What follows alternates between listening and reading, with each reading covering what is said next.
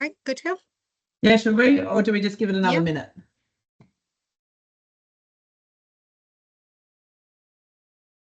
Yeah, I think we can probably get started, Vando, if you want to kick it off. All right, lovely. Welcome, everyone. Thank you for joining Kat and I today. Big focus on today's webinar is around hiring smarter. So we're going to be talking a lot about strategies to improve your overall success rates in the recruitment process, particularly when you're partnering with a recruiter. But you'll find that a lot of this information will also cross over with your own individual searches and your internal recruitment teams, or if you're in a situation where you have to go through the recruitment process by yourself. So as a way of an introduction, my name is Sarah. I have been recruiting in the finance and accounting, temporary consulting, contingency area for about 15 years. 10 of those lovely years have been with Paragon Group in Brisbane. Prior to that was with a large international. So I've got a very deep network in the particularly Brisbane market, but long history in that contingency space. And with me is Kat. I'll let Kat introduce herself. Thanks. So my name's Katrina. I have been recruiting for about 7 years. I started my recruitment journey in New Zealand, in Wellington, recruiting corporate support, temporary and permanent positions for the New Zealand government. Then moved to sunny Sydney and stayed in the corporate support space, supporting hiring managers and TAs across temp, fixed term contracts and permanent recruitment as well. I've mainly worked in boutique agencies and joined Paragon about 5 months ago. So I'm managing the New South Wales corporate support team here. Wonderful. Thank you. Now, how this is going to run as a format, I'm just going to run through some things, and Katrina's going to run through different elements of the process around onboarding of people into a business, and then we'll open up to questions. Obviously, if it's anything you do want to interject, I don't mind. I think that sometimes these things can be well done with ad hoc questions as well. So to kick off, I think we would like to start with the first most important area. And I think this is probably the most fundamental part of a recruitment process. And it is the first stage from when, again, I'll talk about it from partnering with a recruitment firm. But as I said, you can cross this quite easily over if you're dealing with an internal recruiter or you're dealing with, you're doing this process yourself. But it is around right back at the beginning at a job description when you first realize that you need to onboard somebody onto the team. So these areas around that we need to always be keeping in mind, because when we're recruiting for a job, it's very rarely just about the job description. It's about some other fundamental elements that can come into it, like, for instance, the cultural fit of the person coming into the team. So this is why we will always, as a recruiter, ask for an opportunity to meet with a hiring manager, or at least have a phone call or a Teams, just depending on how everyone's schedules are running. And at that particular time, we're sitting there and we want to deep dive into things that we can't particularly find on the position description. Because again, depending on the experience of the recruiter that you're dealing with, we have a general idea from a skill set point of view of what your requirements are. And we'd highlight basically back examples of where we've recruited maybe a similar type of position. But then we're going to go into things that are further that you might not necessarily, I find, want to write down on the PD or put down on email, because then they're things like, why has that role initially come up? Like particularly if there's been some issues within the team, or there's some sensitive topics there, and that's an opportunity, hence why we asked for that meeting. But other things that we'll focus in on is like, what is your priority around the roles? Like, what are the 3 big things that you actually need from that position? And my years of experience has taught me it's never the client saying, hey, we need XYZ skill set. It's never about that. It's usually the attention to detail. We need a good cultural fit. We need to find somebody who knows how to work in a situation that's quite fluid, because the business is going through so much change. So it's, again, all these things that, can't necessarily be written down. And it's also an opportunity for you as a hiring manager to share your story and your experience of that particular area of the business, what you foresee are going to be some of the problems that are coming up, and the pressures that the individual is going to be under. I talk a lot to candidates about when they're going through the process to ask key questions, and I ask clients of this too, like when you have somebody first starting, what are the three biggest things that you need to get them across? Like what are the main areas or the pain points that you need them to be across as quickly as possible? So this is your opportunity to talk about, the priorities within your business, the problems, the plans that you might have coming up. And in addition to that, it's always handy for us to know any performance issues that you're having within the team, of the existing team that's still there, and why that's all happening. Because by doing that and giving us a whole story, we can paint a picture to the candidate, and we won't disclose any more than we need to. We're not going to disclose the nitty-gritty, but we need to make sure a candidate is very aware of what they're walking into, because that's when you'll see the least amount of fallouts. When a candidate walks into an organisation and hasn't got a complete picture of what it is that the role is, or what's going on in the team, or the culture of the business, that's when we can see some real issues, and they usually pop up pretty quick. The other things that we would look at is, as I said, the culture of the business, what you would perceive as a perfect fit, and that can come down to, you might have a team of really dynamic males, and you need a female to counteract because you just see that there's too much going one way or the other. Or alternatively, you might just need to diversify some of the skill sets within the team, or the backgrounds of the type of people that's in the team. Letting us know those little smaller details that you might not think of, or you, as I said, don't want on a PD, is imperative. Also, in addition to that, we want to know, particularly for a younger workforce, what are going to be their growth opportunities? And contracting is a little bit different from what the permanent always, and this probably, just to digress a little bit, it's probably one of the most important things. If you're bringing on a contractor or a temp into your workforce, you're not necessarily looking for what's exactly on that position description. What you ideally, and what your recruiter should be advising you, is looking for somebody who can go above and beyond that job, therefore requiring minimal amount of time from yourself to have to do some form of a handover. So you basically want somebody to come in, or this is how I view a contractor, they should be someone who comes in very quickly, gets up and running, and it alleviates any pressure that you might be feeling as a business. Whereas if you're going through the recruitment process for a permanent person, you're going to have to be there and able to explain what are the growth opportunities for that person coming in, regardless of what level they're at, because everyone wants to know what are the plans, or what is the organisation structure as it currently stands. Is there going to be opportunity for them in the next 2 to 5 years for them to grow their career? And this is all stuff, again, as we'll go into shortly, that'll also come up in the interview, that should definitely be discussed, particularly on the permanent. Whereas I say on the contract, not so important. The contractors just need to know what it is that we're going in there to do. If there is going to be a potential opportunity for them in the future, I normally find that if the client's not saying that there is there and then because they don't need it, there might be something while they're in there. And that just comes down to communication while the contractor is in place in a business. The last thing, I've already highlighted a little bit on this, but looking at, why the vacancy, and is it, what's the fundamental reason that this has come up? Is there growth? Is there a restructure? What is the current turnover of the business, so we can correctly align somebody who does come from a similar sized business? It's all these little things. That's why you'll see that, I suppose, a good recruiter will come in with a very long list of questions, but it is so that we can, I suppose, right from the beginning, try and find somebody who does correctly align with that business. Now, from there, once we've done that, that process, obviously you'll be left with particularly the recruiter or internal HR, for instance, then to go out and start shortlisting the role based on that feedback. Then once you've received that shortlist, which one would hope would be no more for a contract, it should be no more, I think, in this current market than 2, maybe 3, I would say 2 people at tops.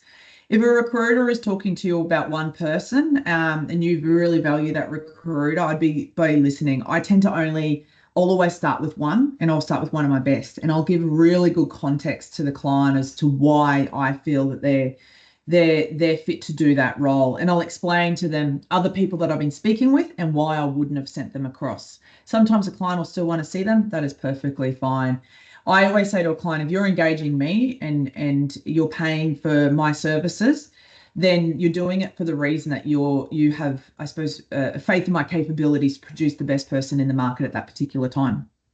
So once you do get to that point that you have selected the people that you would like to take to interview, and let's say you've selected 3 because it's a permanent job, you want to get a really good cross section of the market, you then need to start going through the process of lining up interviews. So the first stage interview is your opportunity to really dig down on areas such as the candidate's technical capability and their team fit. Because when we as a recruiter represent somebody to you, and again, depending on who you're talking to, it is your opportunity to sit there and press that recruiter for that person's career history, their background, their reasons for seeking a new opportunity, their reasons for moving on from any of their previous roles. Because a good recruiter should know all that. They should be able to give you the story of why this person's in the market, where they've come from, what is it that they're actually looking for? Why would they be interested in your 6-month contract? Why are they interested in your permanent position? So that all should be covered. This is your opportunity in the first interview to see whether or not you feel that they do have that actual technical capability and whether you feel they'll be a good cultural fit based on your current team. We always do our best to find a good fit. I always think that is probably one of the first things that we should always be looking at. Sometimes you can grow a skill set, but you can't grow a cultural fit. So, but you won't necessarily know, and neither will us, depending on how long we've been working with you as a business, whether they are that right person. So you will find out, you'll get a good feeling, I always think, within the first minute, sitting down in front of somebody or via Teams. Actually, on that note, I'm a bit old-fashioned in the recruitment world. If you do have an opportunity to meet with someone face-to-face, I still highly recommend that you do that. I still think that you can get a better gauge of someone from a cultural fit point of view than doing it over Teams. But obviously, sometimes people are time poor, and I get it. Absolutely. But yeah, if you do have an opportunity, definitely do it face-to-face. Now, the other thing is walking with a well-structured interview. It is imperative because it can be felt through the flow of the interview, because one thing that is a given, the candidate's going to be nervous. They always are, regardless of whether in my world, they're a CFO or they're an accounts payable officer. They do tend to always be nervous, particularly if they've been out of the market for a while or haven't interviewed. So, and that'll also give you a good chance of not digressing too far and keeping the interview still short and concise. And anywhere, a good interview should go around 30 minutes. If it's a permanent interview, you might push it out a little bit further. Interviews are important that you're looking for, I suppose, how would I describe it? Like looking right into their experience and where does it align with what you need at that particular time. So outside of that, I do have a form, or we have a form that we can share if you like. You just need to let us know. It's a form that we put together for clients in the past. It gives you a bit of a structure of questions that you can ask if you don't already have a list. We also, just so you know, many of us will share a candidate interview preparation form, so questions to expect from a client. So when a candidate is in front of you, they should be already prepared in a way to be able to answer a lot of these questions in a way that is value to you as well. So you've also got to work out, do you need a formal interview or is it a bit more of an informal interview? You can gauge it right from the beginning in terms of your individual style. There's no rhyme or reason to what you do tend to do with that one.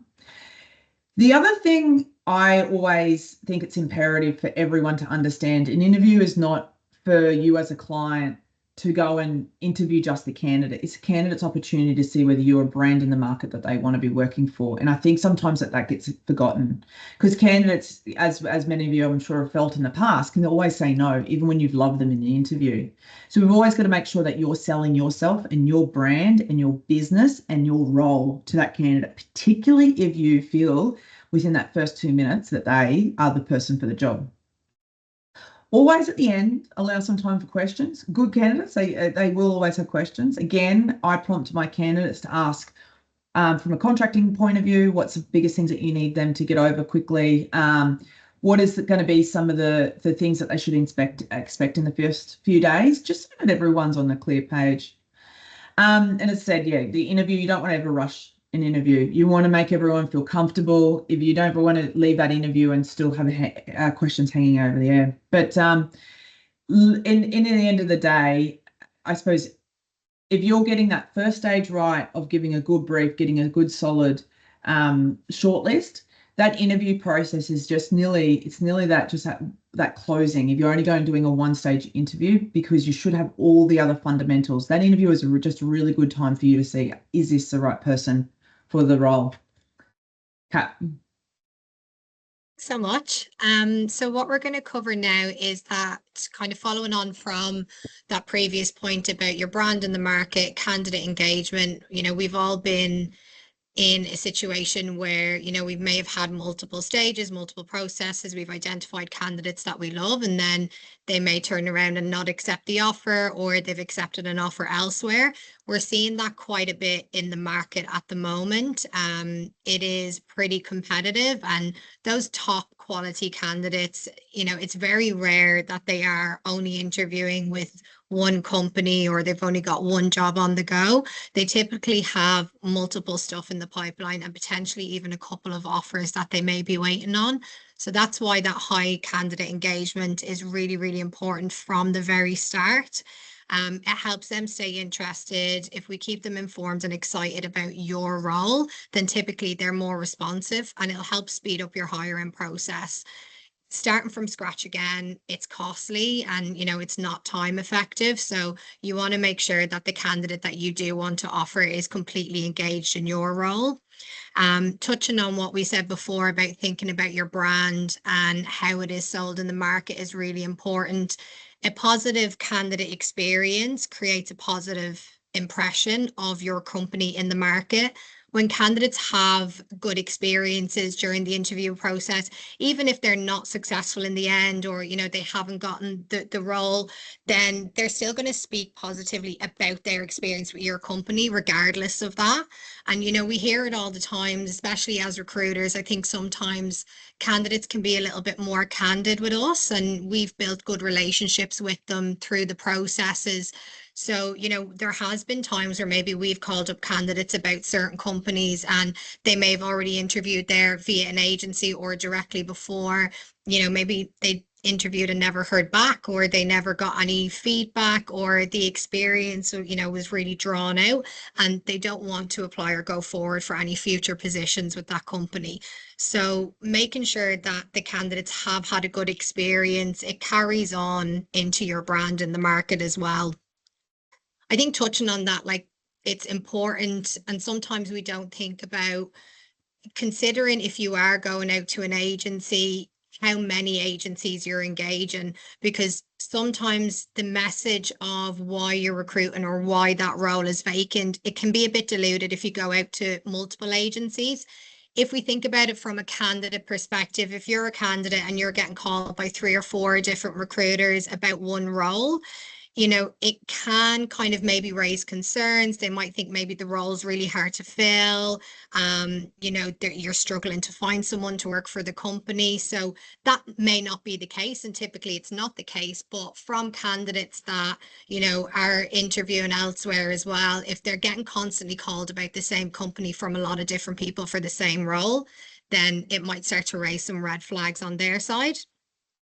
Your recruiter can really help you with the positive experience. Like, we can do things like, set clear timelines and streamline the process for the candidates as well.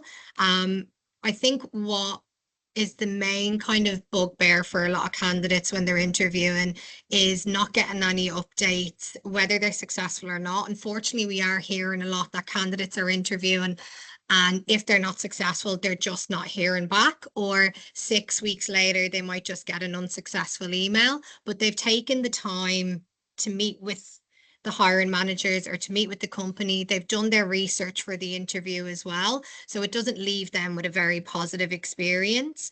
Another thing can be really overly lengthy hiring processes. This can differ between temp and contract. I think if you are looking for a temp or a contractor, typically it's because you have quite an urgent need in the business, and you are looking for candidates that are either immediately available or on very short notice periods. So it's important that you're moving at the same speed that you want the candidates to be available by. 2 and 3 week interview processes for a temp or contract role, what happens then? The candidates can end up disengaged and they accept other offers, especially if they are immediately available. So we found prolonged processes can frustrate candidates, especially if they are looking to get into a job really quickly. And then if it's a permanent process, really assessing how many stages are really necessary. There may be multiple people in the business that you want them to meet, but instead of that blowing out into 3 and 4 different stages, can you get a couple of people onto the meeting? Like we said before, getting candidates to come in person is really, really valuable. And we're actually seeing candidates wanting to do that now. The kind of COVID time is over. People want to get in, they want to check out the offices, they want to meet the team, they want to get a feel for the culture and, how things are. So, can you get a couple of people together so that you're condensing the stages for that perm process? Clear communication is really, really important as well. If there's any changes in the role, such as say reporting lines, the length of the contract, the work from home flexibility, if they end up interviewing for a different team, it's really important that the candidate or their consultant is made aware of that as soon as possible. Leaving that to offer stage, you run the risk of the candidate turning the offer down because these might be key things that are important to that candidate. So that's really important in setting those clear expectations, especially from a contractor perspective. Like contractors and, seasoned and career contractors, they're so flexible, they're so adaptable, they're so used to coming into a business, getting stuck in. But it's important that they know what they're walking into. Things like, are they going to get a handover? What kind of training are they going to get, if any? What project deadlines do you have or schedules that you're working for?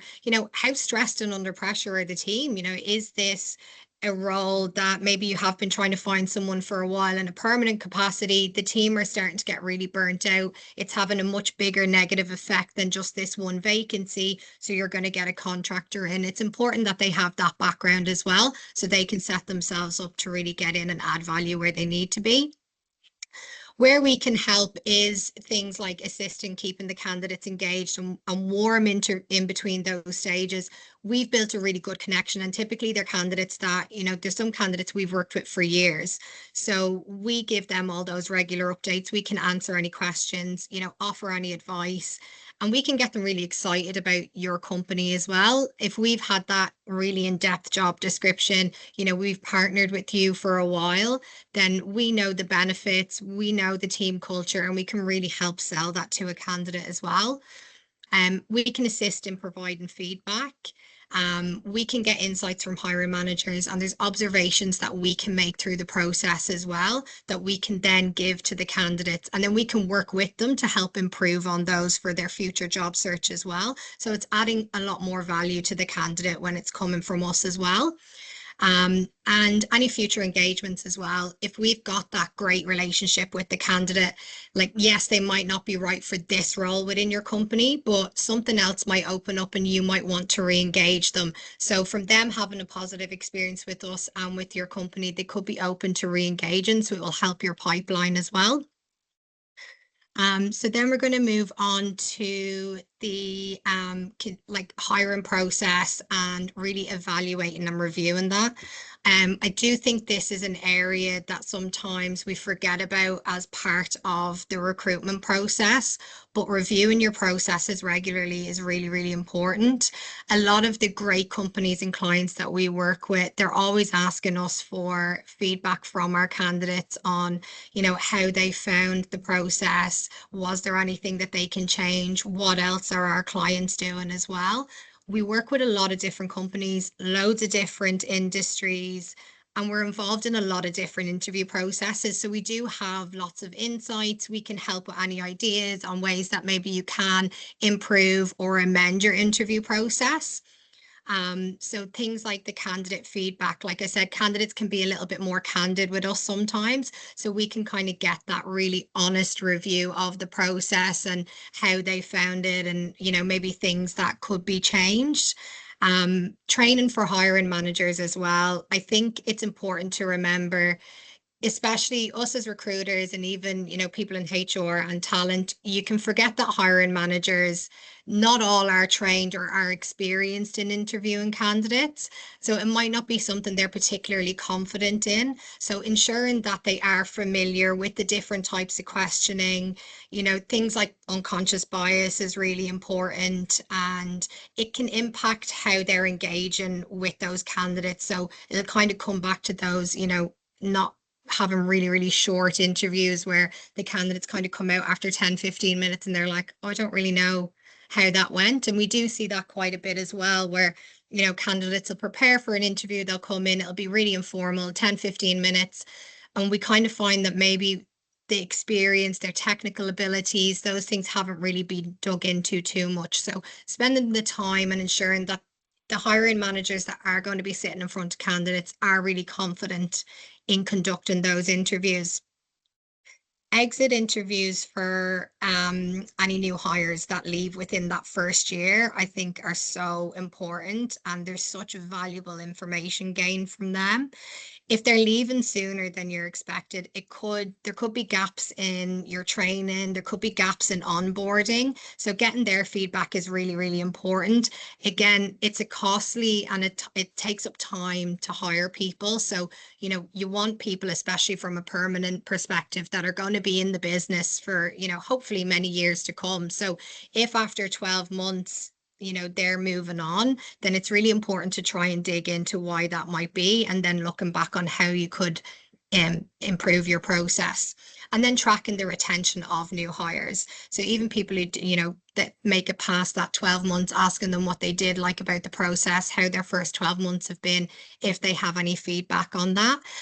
You can identify patterns in new hires. And typically we find that you do get a lot of very similar feedback, but it's all really important and can really help in the process. So I think what we might do is open it up for any questions, if there was any.